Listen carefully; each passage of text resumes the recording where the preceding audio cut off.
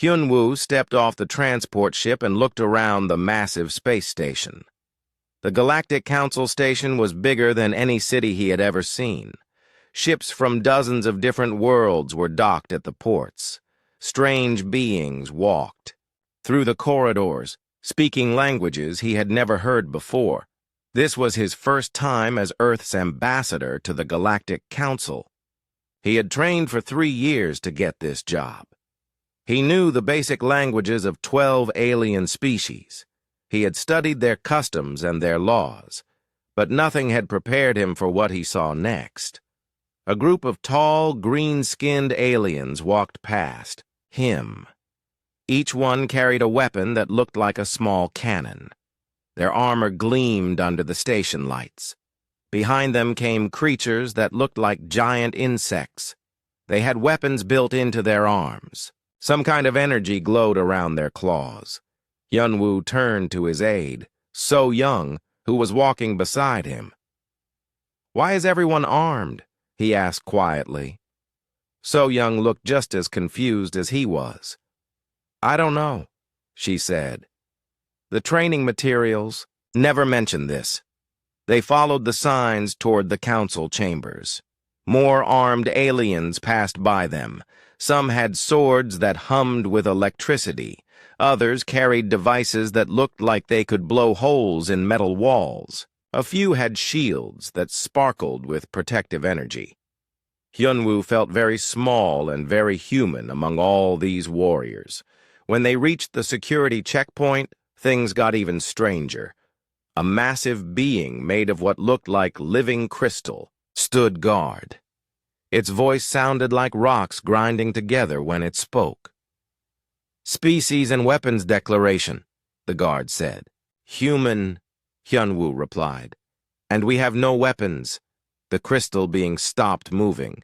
Its glowing eyes focused on Hyun-woo with what seemed like surprise. Other guards turned to look at them too. "No weapons?" the guard asked again. "That's correct," Hyun-woo said. "We were told that weapons were not allowed in the council chambers." The crystal guard made a sound that might have been laughter. "Not allowed for humans," it said. "Ancient council law. You may proceed." Hyun-woo and So Young walked through the security gate. No alarms went off. No one searched them. The other aliens in line behind them were having their weapons carefully checked and registered. "This doesn't make sense," So Young whispered. "Why, are we different?" They entered the main corridor leading to the council chambers. Here, the crowd was even more impressive. Hyun-woo saw creatures he had only read about in books.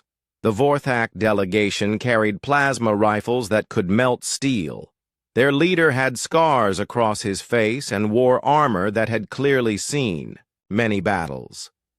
Near them stood the Chitauri representatives. These insect-like beings had weapons that grew from their own bodies. Their claws could cut through almost anything.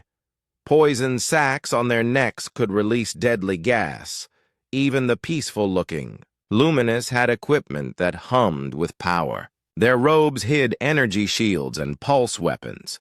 They looked like floating monks, but they were clearly ready for war. Hyun-woo noticed something else strange. When other aliens saw him and So Young approaching, they stepped aside. Not in a rude way, but quickly and quietly. Some of them seemed nervous. "Ambassador Hyun-woo?" A voice called out behind them. They turned to see a blue-skinned humanoid approaching. This being wore the robes of a council aide. "I am Catherine," the alien said. "I will guide you to your assigned seating area." As they walked, Hyun-woo decided to ask the question that was bothering him. "Catherine, why are humans the only ones not allowed to carry weapons?" Catherine's steps slowed down. "It is an old law," he said carefully. "From before my time." "But why?" So Young pressed. "I was not present when the law was made," Catherine said. His voice sounded uncomfortable. "Perhaps you should ask the elder archivists." They reached the human seating area. It was positioned in a strange place, not with the other peaceful species, and not with the warrior races either. It was separate, with a clear view of the entire chamber. As they sat down, Hyun-woo watched the other delegations take their places. He noticed that the security robots positioned themselves differently when they looked toward the human section. They seemed more alert, more ready. "This is very strange," So-young said quietly. "Everyone is acting like they know something we don't." The council session began. The chamber filled with the sounds of dozens of different languages being translated through universal communicators. Business proceeded normally for the first hour. Trade agreements were discussed. Border disputes were mediated. But Hyun-woo kept noticing the looks, quick glances from other delegates, whispered conversations that stopped when they saw him watching. The Vorthak leader kept staring at the human section with what looked like respect mixed with wariness. During a break, Hyun-woo tried to approach some of the other ambassadors. The results were odd. They were polite, even friendly, but they kept their distance. When he moved closer, they unconsciously stepped back. The ethereal ambassador from Luminous Prime was especially strange. These beings were known for their wisdom and calm nature. But when Hyun-woo tried to shake hands in the human custom, the ethereal actually flinched. "Forgive me," the ethereal said quickly. "Old habits. We mean no disrespect." "What old habits?" Hyun-woo asked, but the ethereal had already moved away.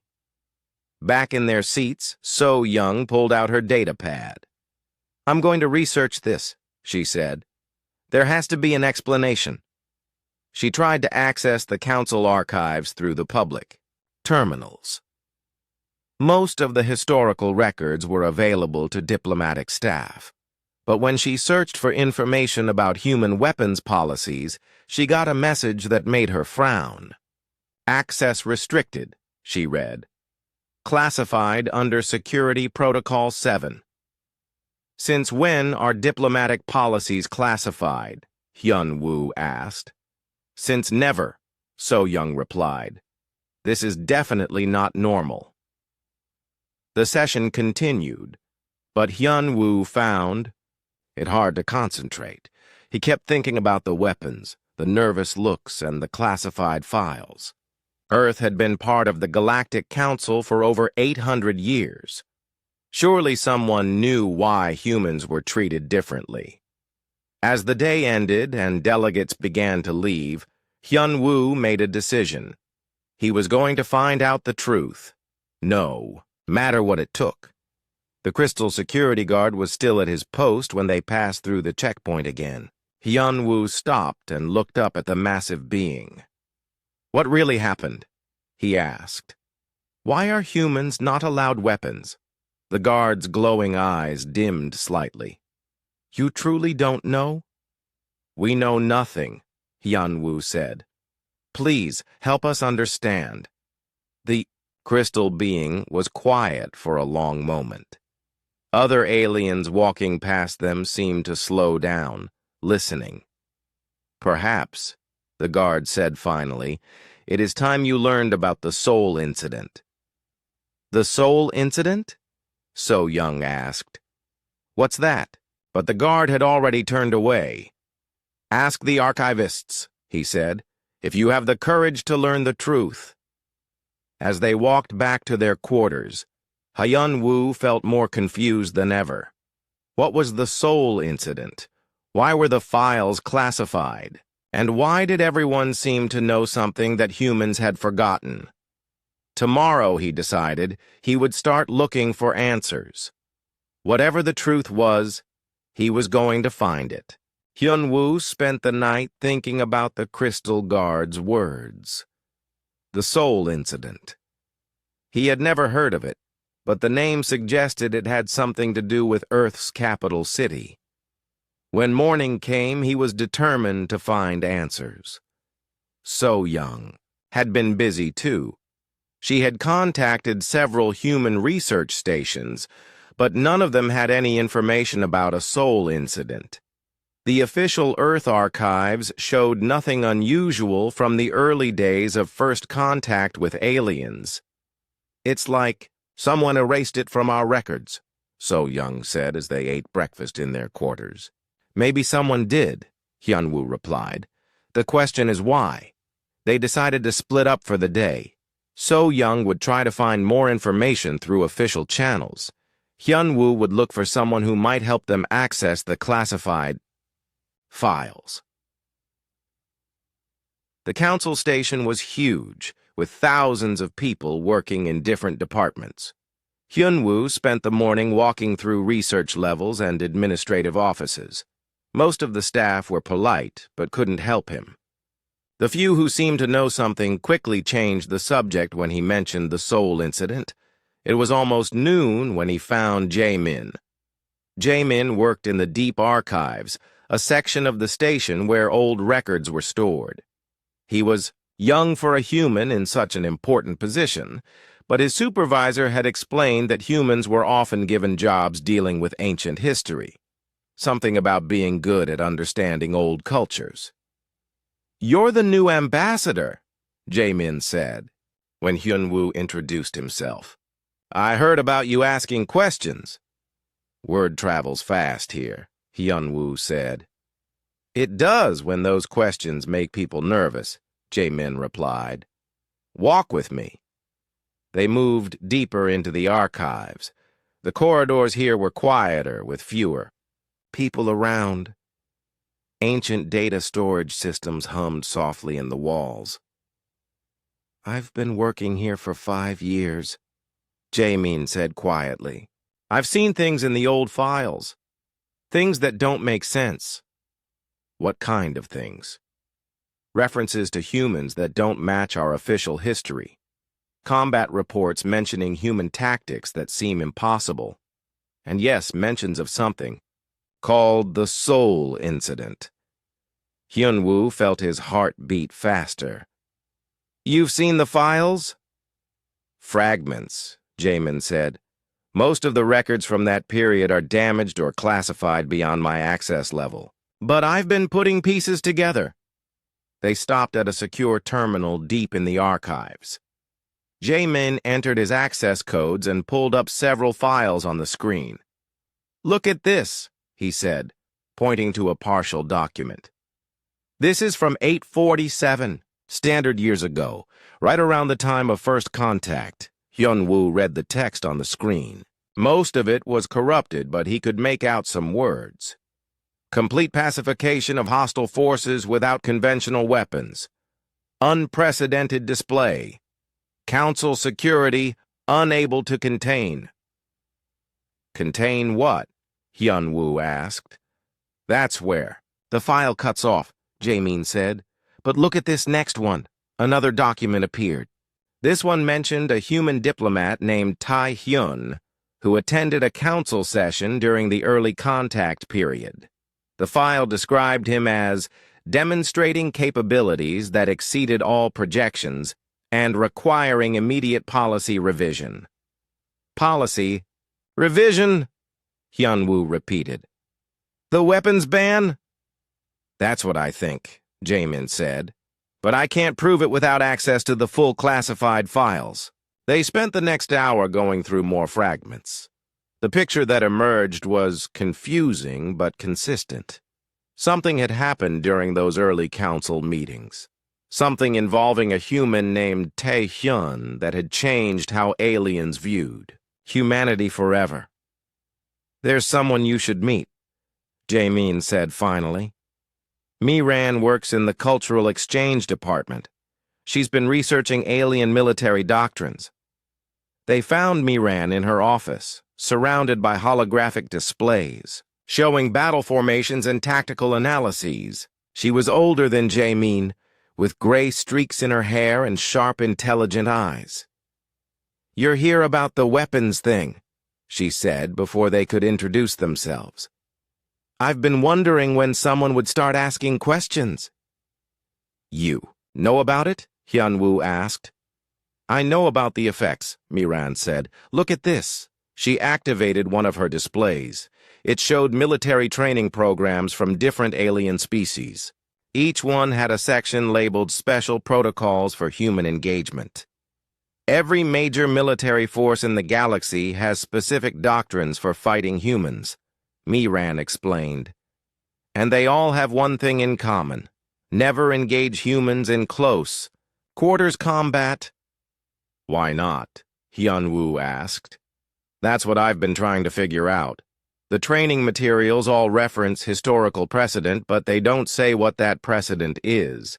They just say that humans are classified as asymmetric threat entities when unarmed, so Young joined them later that afternoon. She had spent the day talking to other diplomatic staff, but hadn't learned much new information.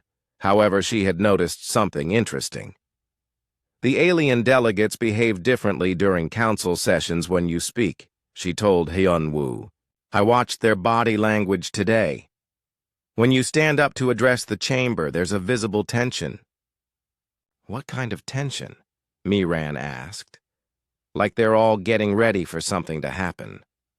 The Vorthak actually move their hands closer to their weapons. The Chitauri extend their claws slightly. Even the peaceful species activate their defensive shields. "They're afraid," Jamin said. "But afraid of what?" "That's what we need to find out," Hyun-woo said. Miran pulled up another display. "I found something else interesting. Several species have developed entire combat philosophies around avoiding confrontation with humans. The Bruthan hegemony trains their warriors to retreat if they encounter an unarmed human in combat. The Bruthans retreat from nothing," So Young said. "They're the most aggressive warriors in the galaxy." "Exactly," Miran said. "Yet their training manuals specifically state that engaging an unarmed human is tactically unsound and should be avoided except in extreme circumstances." Hyun-woo stared at the information on the displays. None of it made sense with what he knew about human history. Humans were not particularly strong or fast compared to many alien species. They had no natural weapons like claws or poison. Their technology was good, but not exceptional. "There has to be someone who knows the full story," he said. "Someone who was there when whatever happened actually happened." "The Elder Archivists," Jamin suggested. "They've been here longer than anyone." "I tried to contact them this morning," So Young said. "They're not taking appointments with humans right now. Something about reviewing historical protocols." "Convenient timing," Miran said dryly. As the day ended, they had more questions than answers. But one thing was becoming clear. Whatever had happened all those years ago, it had fundamentally changed how aliens viewed humanity. And for some reason, humans themselves seemed to have no memory of it. That evening, Hyun-woo returned to his quarters feeling frustrated. He tried to contact Earth's Historical Commission, but they were 8 hours behind station time and wouldn't respond until morning. He was reviewing the day's notes when his door chimed. So Young entered looking excited. "I found something," she said. "One of the junior archivists was willing to talk. She can't give us access to the classified files, but she told me something interesting." "What?" "There's a human who's been living on this station for decades. He works in the archives as a special consultant. Apparently, he's some kind of living historical reference. What's his name? Dong-hyun. And according to the archivist, he was here during the Seoul incident. He might be the only human who actually remembers what happened." Hyun-woo felt a surge of hope. Finally, they might get some real answers. "Where can we find him?" "That's the problem," So Young said. He's in a restricted section of the archives. We'd need special permission to visit him. Then we'll get special permission, Hyunwoo said. Whatever it takes. But even as he said it, he wondered if they really wanted to know the truth. The way everyone acted around humans suggested that whatever had happened during the Seoul incident had been significant and possibly frightening. Still, as Earth's ambassador, he needed to understand why his people were treated differently, even if the truth turned out to be more than he bargained for. The next council session started like any other, but Hyunwoo could feel tension in the air. Word had spread that the human ambassador was asking questions about the old policies. Some delegates seemed nervous. Others watched him with curiosity. The morning proceeded normally until the territorial disputes came up for discussion. This was always a difficult topic, as different species had very different ideas about borders and ownership. The Bruthan hegemony was particularly aggressive about their expansion plans. War Chief Gorthak stood up from the Bruthan section. He was massive, even for his species, with thick armor covering his gray skin. Battle scars crossed his face, and his tusks had been sharpened to points. When he spoke, his voice boomed across the chamber. "We demand expansion into the Kepler 7 sector," he announced. "Any species that objects can settle the matter through combat trial." Several delegates shifted uncomfortably. Combat trials were legal under council law, but they were rarely used. Most disputes were settled through negotiation. "The Kepler 7 sector contains inhabited worlds," the luminous representative said softly. "Peaceful worlds." "Then they should be strong enough to defend themselves," Gorthak replied, "or accept Bruthan protection." Hyunwoo stood up. This was exactly the kind of aggressive expansion that Earth opposed. "The human delegation objects to this proposal," he said clearly. The chamber went quiet. Gorthak turned his attention to the human section, his small eyes focusing on Hyunwoo with interest. "Humans object?" Gorthak said, with what might have been amusement. "And what will humans do about it? You cannot even carry weapons in our presence." "We don't need weapons to oppose injustice," Hyunwoo replied. Gorthak laughed, a harsh sound that echoed off the chamber walls. "Brave words from a species too weak to arm themselves. The Council coddles humans like children. The weapons restriction exists for good reasons," Council Prime Zenithar said from his elevated position. "Ancient reasons," Gorthak said dismissively. "Old fears from a more primitive time. I demand that humans be allowed to arm themselves like proper warriors. Let them prove their strength honestly." Other delegates began murmuring among themselves. Some seemed to agree with Gorthak's point. After all, the restriction was very old, and newer council members had never been told exactly why it existed. "The law exists for the protection of all council members," Zenithar said carefully. "Protection from what?" Gorthak demanded. "Humans are small, weak creatures with no natural weapons. They pose no threat to real warriors." The war chief stepped forward, pointing directly at Hyunwoo. "I challenge the human delegation to prove they deserve their special treatment. Let them face me in combat, armed as they choose. When I defeat them easily, we can end this foolish restriction." The chamber erupted in discussion. Some delegates seemed shocked by the challenge. Others appeared interested in seeing how humans would respond. Hyunwoo felt his heart racing. He had basic self-defense training, but he was a diplomat, not a warrior. Gorthak was twice his size and had been fighting all his life. "The challenge is not appropriate," Zenithar said, but his voice lacked conviction. "Why not?" asked Catherine, the young council aide who had guided Hyun-woo on his first day. If the restriction is truly necessary, surely a demonstration would remind us all why it exists. More delegates voiced agreement. The pressure was building for some kind of response to Gorthak's challenge. Council Prime Zenithar looked uncomfortable. He consulted quietly with his advisors, then made a decision that surprised everyone. "Very well," he announced. "To settle this matter once and for all, we will arrange a demonstration, but not with our current diplomatic staff." "What do you mean?" Gorthak asked. "We will summon someone who can properly represent human capabilities in this matter, someone who understands the historical context." Zenithar activated his communication system. "Bring Dong-hyun to the council chambers immediately."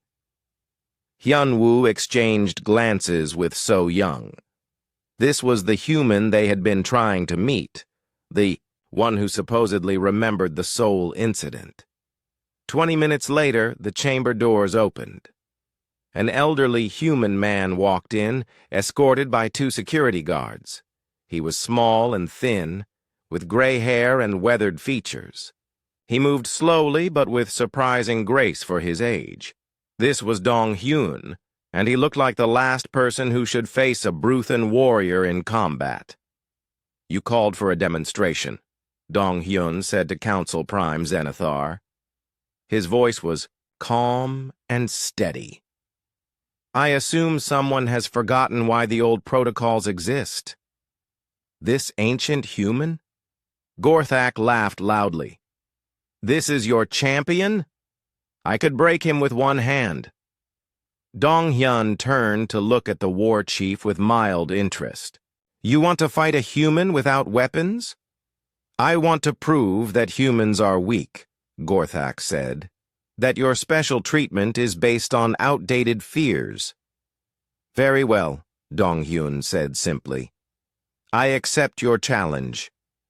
The combat simulation chamber was located below the main council hall. It was a large circular room with holographic walls that could create any environment. For this demonstration, they chose a simple arena with a flat floor and no obstacles. Hundreds of delegates crowded around the viewing windows. News of the challenge had spread quickly through the station. Even off-duty staff came to watch. Gorthak entered the arena wearing full combat armor. His suit was powered and heavily armed, with built-in weapon systems and energy shields. He carried a plasma rifle, 2 backup pistols, and a vibroblade that could cut through steel. Dong-hyun entered wearing simple clothes. No armor, no weapons, no protective gear of any kind.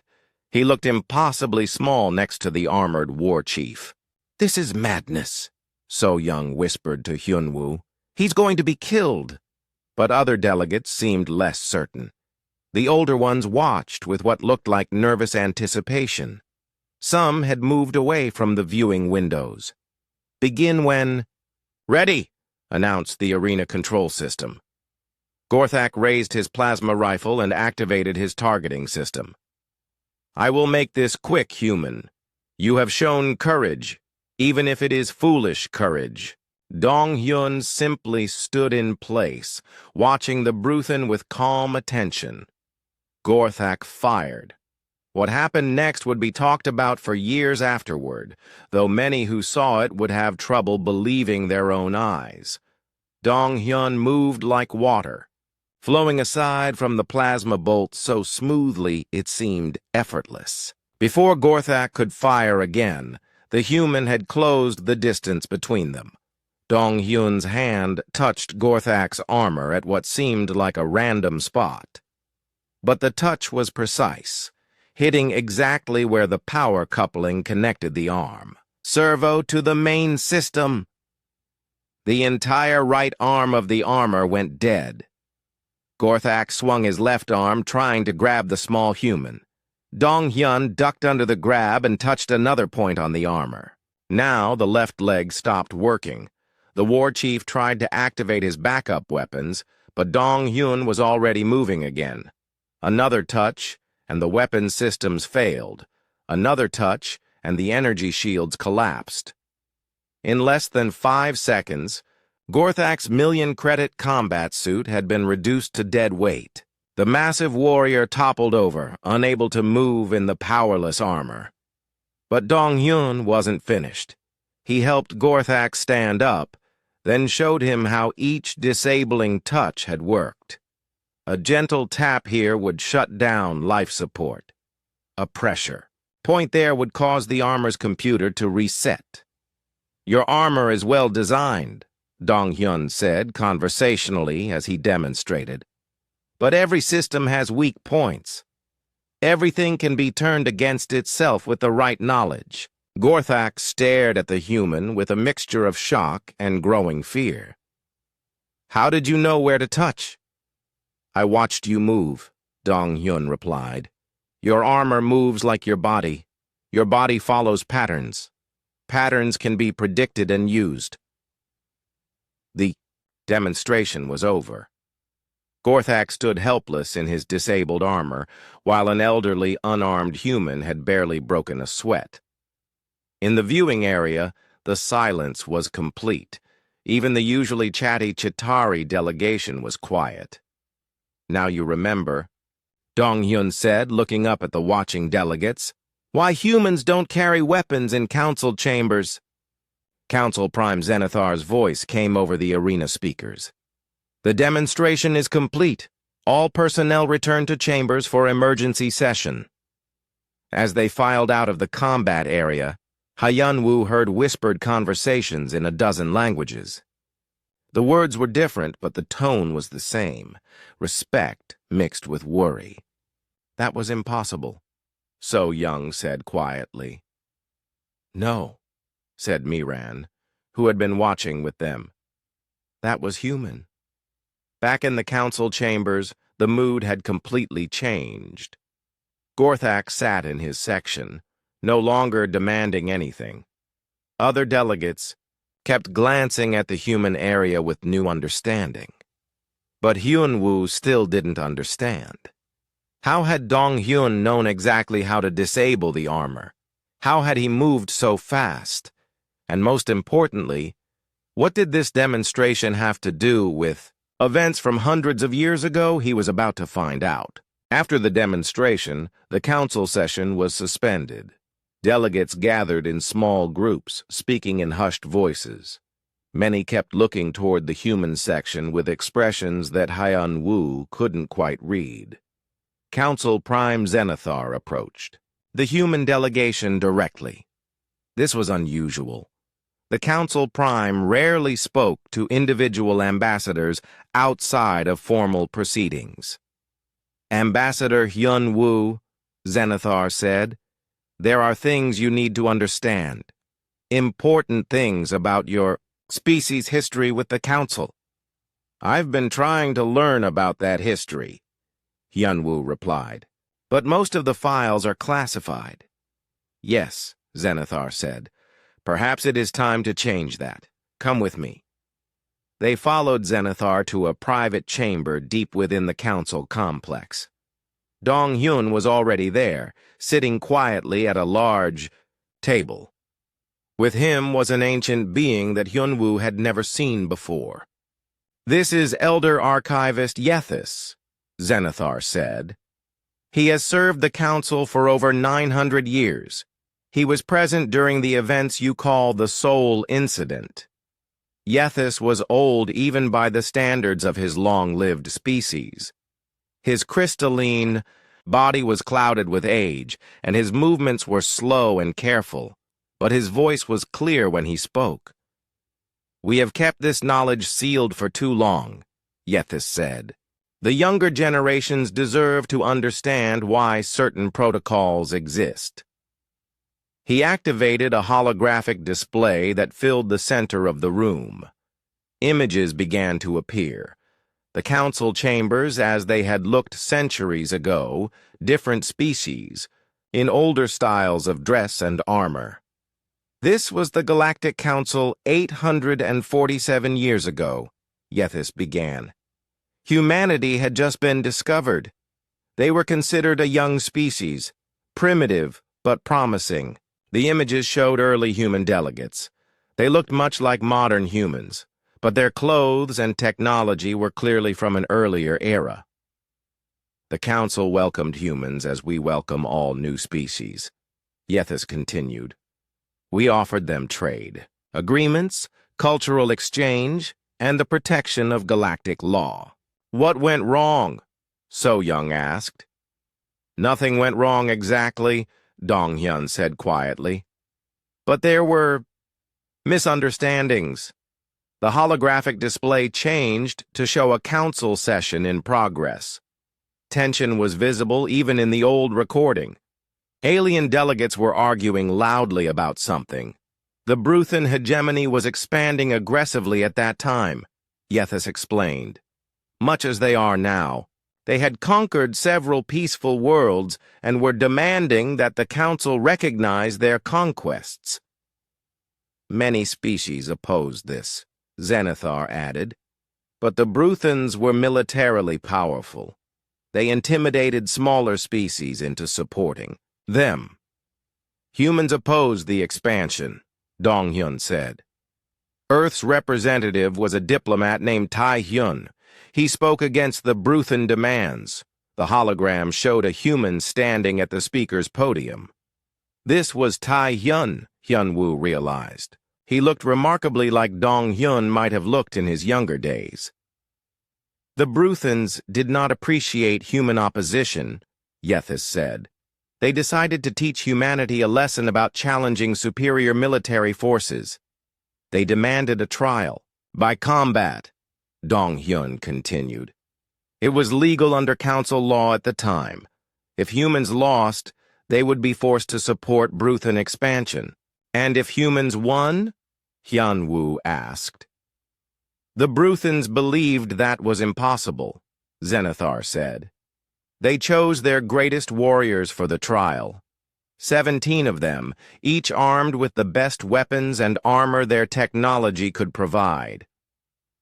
The hologram showed the ancient combat arena. It was larger than the one where Dong Hyun had faced Gorthak, with room for multiple fighters at once. Tae Hyun accepted the challenge, Yethus said. The council tried to talk him out of it. Humans had no advanced weapons, no combat armor, no military reputation. Everyone expected a quick defeat. What happened? Miran asked, though Hyun-woo suspected they were about to see something extraordinary. The holographic recording began to play. They watched as Tae Hyun entered the arena alone, wearing simple diplomatic robes. No weapons, no armor, no equipment of any kind. 17 Bruthan warriors surrounded him. Each was armed and armored like modern military units. They moved with the confidence of fighters who had never known defeat. "Begin combat," announced the ancient arena control system. What followed was unlike anything Hyun-woo had ever imagined. Tae Hyun moved like Dong Hyun had moved, but with even more skill and precision. He flowed between the Bruthan warriors like wind through a forest. Every movement had purpose. Every touch was exactly where it needed to be. The first warrior fell when Tae Hyun touched a pressure point that shut down his nervous system temporarily. The second lost his weapon when the human used the warrior's own momentum to disarm him. The third found his armor's life support failing after Tae Hyun's fingers found exactly the right circuit junction.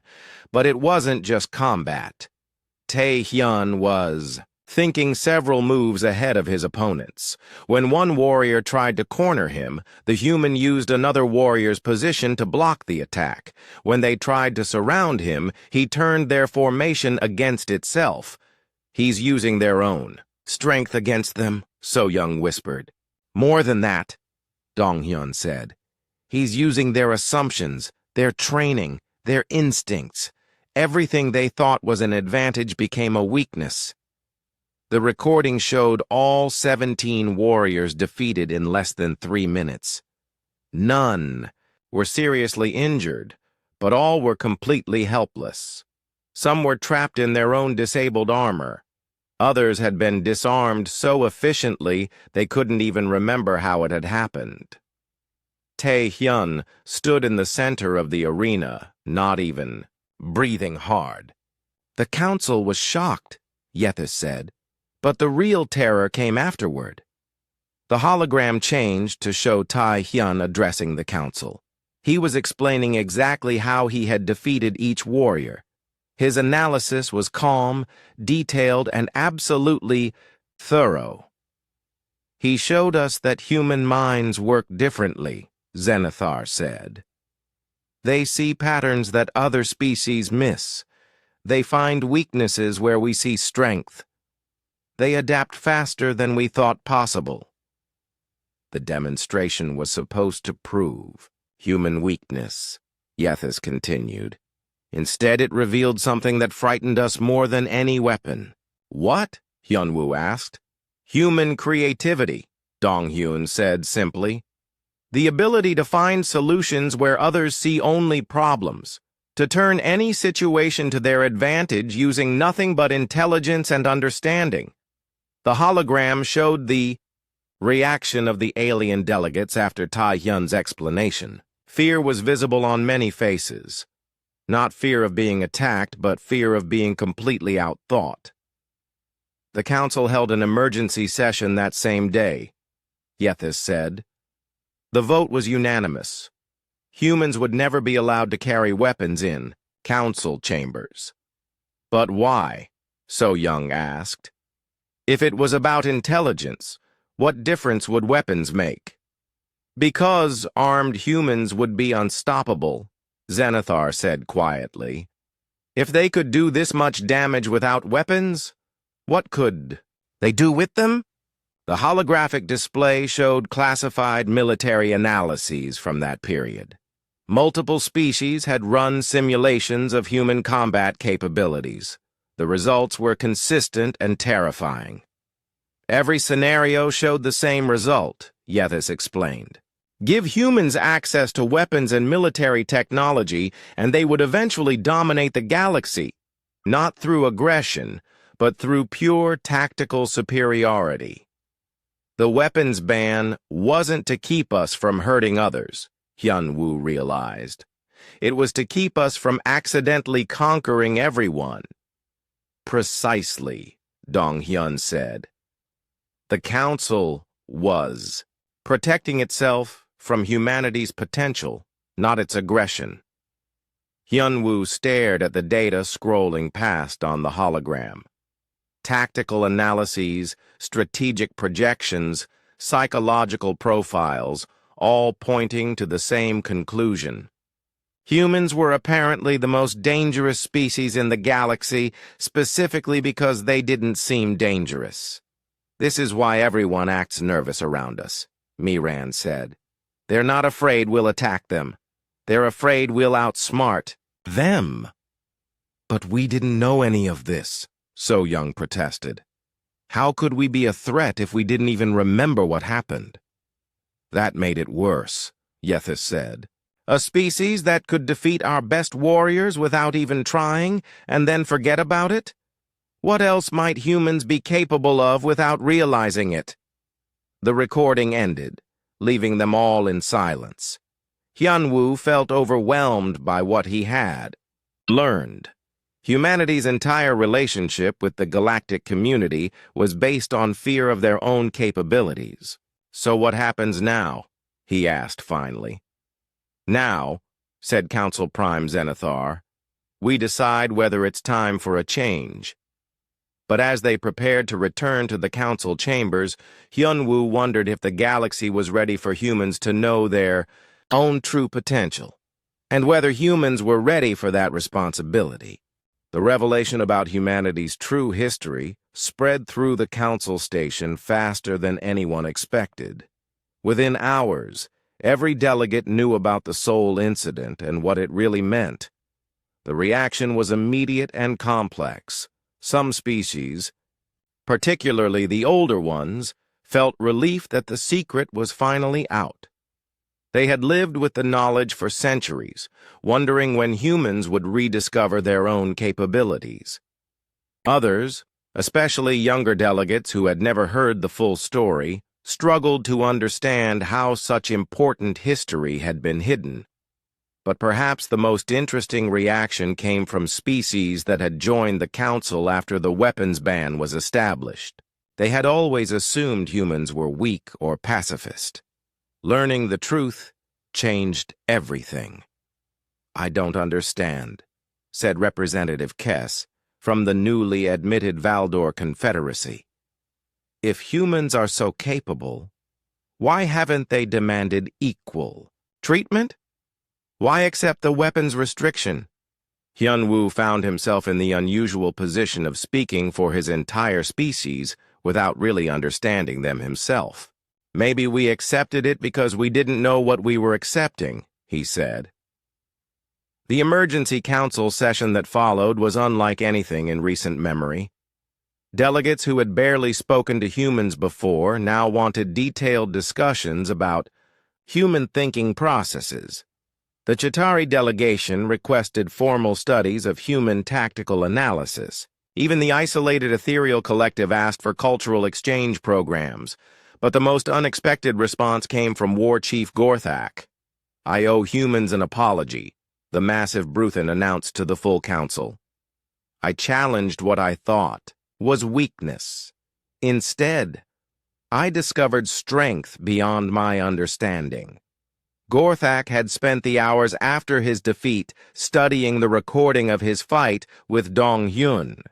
He had analyzed every move, every decision, every split-second choice the elderly human had made. "I have fought for 30 years, Gorthak continued. "I thought I understood combat, but this human showed me that I understand nothing. He defeated me not with force, but with knowledge.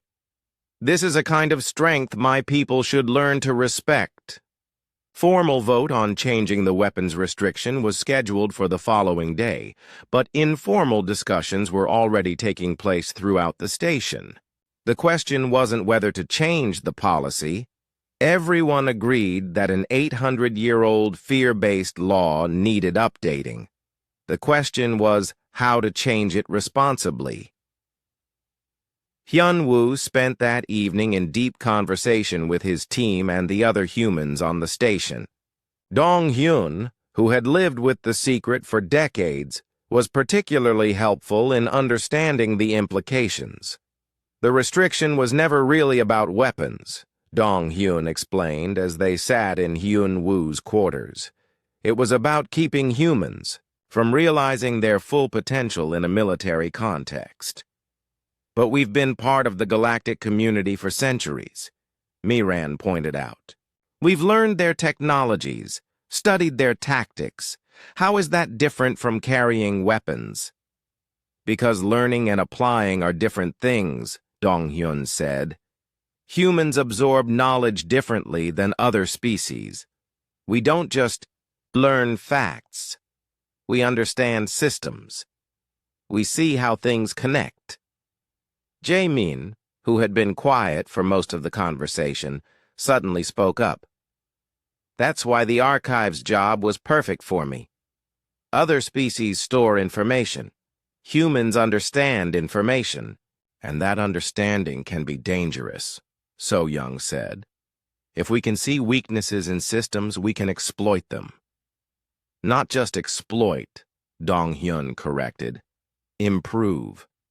The same thinking that makes humans dangerous in combat makes them valuable in cooperation." This became the central theme of the next day's council session.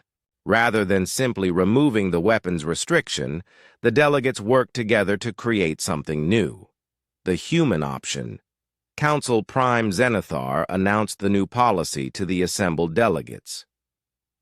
After careful consideration, the Council has decided to modify Protocol 7. Humans may now choose to carry ceremonial weapons like other diplomatic delegations. However, the original restriction will remain available for any human who prefers to enter council chambers weaponless. The policy change came with several additions that surprised everyone, including the humans. First, a new cultural exchange program would be established. Human tactical thinking would be studied and shared with other species, while humans would learn about alien combat philosophies and strategic approaches. Second, the Council's conflict resolution department would be expanded to include human advisors. Their ability to find non-violent solutions would be used to prevent wars rather than fight them. Third, and most importantly, the Council established the Integration Committee. This group would work to ensure that no species' capabilities, human or otherwise, would be hidden or suppressed out of fear. "We have learned," Zenithar announced, "that fear of each other's strengths makes us all weaker. It is time to build cooperation based on understanding, not restriction based on worry." When it came time for the final vote, the result was unanimous. Every species, including the Bruthans, supported the new policy. But perhaps the most meaningful moment came when Hyun-woo was asked to make the closing address for the human delegation. He stood at the speaker's podium, looking out at delegates, who now saw humanity very differently than they had a week ago. The weapons restriction had been a symbol of humanity's place in the galactic community.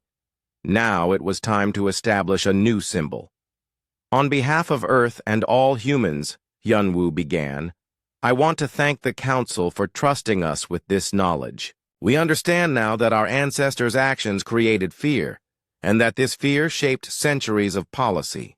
He paused, making eye contact with delegates from across the chamber. "But we also understand that fear was based on seeing only one aspect of human nature. Yes, we can find weaknesses in any system. Yes, we can adapt quickly to new situations. Yes, we can think in ways that might seem dangerous to others." The chamber was completely quiet. "However, these same capabilities that once frightened the Council are the ones we want to use in service of peace. We choose cooperation over domination. We choose understanding over intimidation. We choose to remain weaponless not because we must, but because we can." The response was immediate and overwhelming. Delegates from dozens of species rose to their feet in approval. Even the traditionally reserved ethereal collective showed signs of emotion. In the weeks that followed, the changes were remarkable. Human diplomatic staff found themselves consulted on complex negotiations they had never been included in before. The cultural exchange program produced fascinating insights as humans and aliens learned from each other's approaches to problem solving. Most importantly, the fear that had defined human-alien relations for centuries began to transform into genuine respect. Miran's research expanded beyond military doctrines to include collaborative tactical development. Different species began combining their natural strengths with human strategic thinking to create new approaches to everything from trade negotiations to scientific research. Jae-min found himself promoted to head of the Historical Integration Project, working to ensure that no other important knowledge remained hidden in classified archives. Even War Chief Gorthak became an unexpected ally. The Bruthan military began incorporating human tactical analysis into their training, not to make them more aggressive, but to make them more effective at protecting their people. And Dong-hyun, the living link to humanity's forgotten history, became the first human cultural advisor to the Council. His job was to help other species understand human thinking while helping humans understand their own unique place in the galactic community. The story of the Seoul incident became required reading for all new Council members, not as a warning about human danger, but as an example of how misunderstanding and fear could be overcome through honest communication and mutual respect. Hyun-woo's final report to Earth summarized the transformation perfectly. "We have learned that our greatest weapon was never our ability to fight. It was our ability to find better alternatives to fighting. Now we can use that weapon openly in service of peace. The weapon's restriction that had defined humanity's place in the galaxy for 8 centuries was finally over. In its place was something better, a partnership based on truth, respect, and the understanding that every species' unique strengths could be used to benefit everyone.